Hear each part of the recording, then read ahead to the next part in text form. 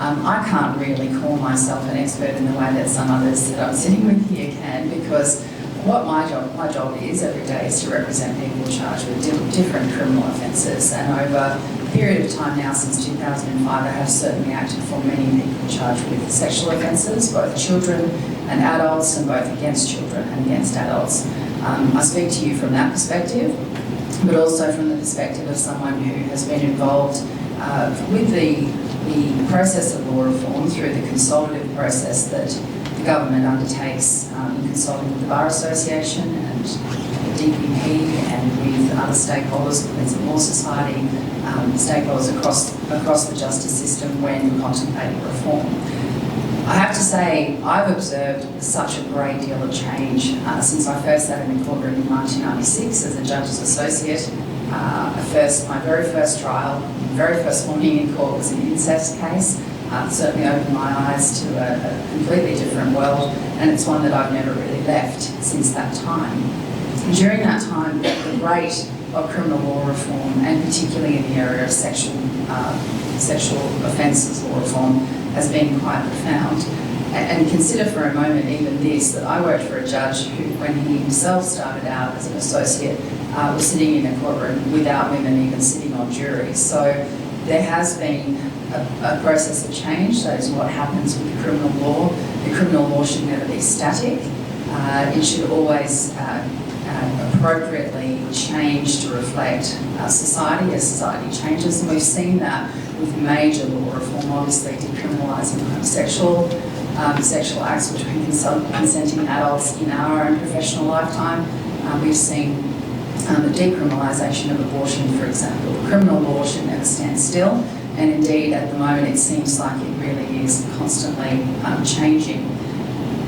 So at the heart of this sentencing that this paper and the reference addresses, the heart of this sentencing process, when you think about it from a human perspective that takes into account the fact that there are two people who are really the subject of this process, it's really the humanity of these two people in very different positions, the complainant or victim survivor and the person being sentenced. Now, traditionally, and we do hear this from people, that they have not felt that the sentencing process reflects their own experience. And certainly traditionally, the law has been dealing with the guilt or innocence of the accused person and then what to do with them if they either plead guilty or are sentenced. Much of the law reform which has happened in this area in recent years has sought to address some of that imbalance. We have special witness measures which are now routinely put in place. We have an intermediary system for children who need assistance to give their evidence. We have victim impact statements, which I understand some of the commentary around, but they are a step forward from where we used to be. I had an opportunity to experience some of the points of view of victim survivors and other interested parties in the criminal justice system when considering sexual offences and in particular sentencing as part of my role in the Safety and Justice Taskforce. I'd like to acknowledge the presence of Phil McCarthy, Deputy Director of Public Prosecutions, who was a fellow member on that task force over a period of 16 months. And we didn't just look at this issue, but it was a large part of the second part of our consultation and our report. We travelled extensively over Queensland. I remember very vividly consultations in places like Bamaga, Cherbourg, the Gold Coast, not quite as exotic, but much easier to get to. Cairns, Rockhampton, Mount Isa. We really went everywhere in a quest to understand from very different points of view how people experience the criminal justice system and perhaps how the law should, not just the law, the system of justice broadly that we all work in or work around the sides of, how it should function. We heard about obstacles to reporting, absolutely. We also heard this feeling, and it's one which I acknowledge in Angela's comments just now, that many people feel that a sentence imposed on an individual who harmed them didn't reflect their hurt their trauma, and their suffering. And that's a really difficult area to reflect on. On the one hand, you might think, how could any sentence properly address that?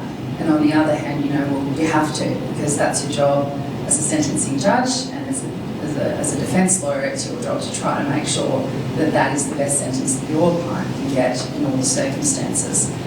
So these are really difficult questions. They put a number of years attached to a particular offence, to a particular experience of someone, and I can fully understand that that might never feel okay for some people.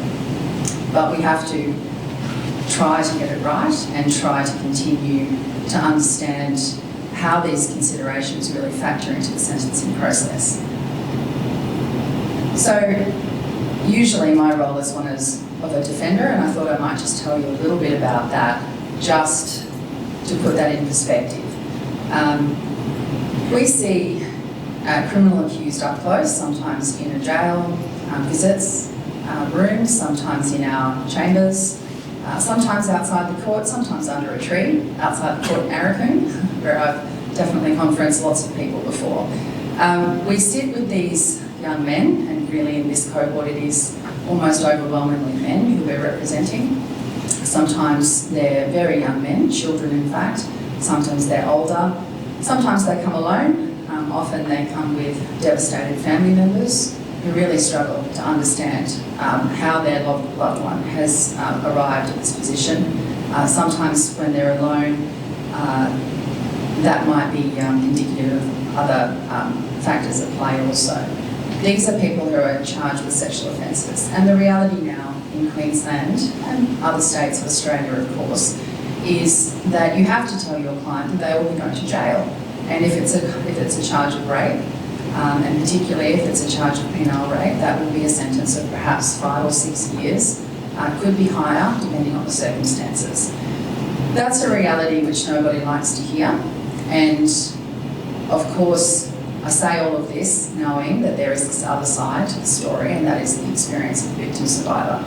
But in that moment, you have to watch people and respond to this reality, and you have to guide them through a process where, if it's the appropriate course, they enter a plea of guilty and they walk into court and they go to jail for 5 or 6 years, perhaps more, perhaps slightly less. This is actually an enormous decision for them to make. It's life-changing. Again, I say that with an acknowledgement, obviously, that someone else's life has been changed. But there are features of those decisions which do have to be supported by the law, and that is, it still makes sense, practically speaking, for there to be an incentive to plead guilty. Often the question of how long somebody serves in actual custody is something which may cause complainants or victim survivors concern.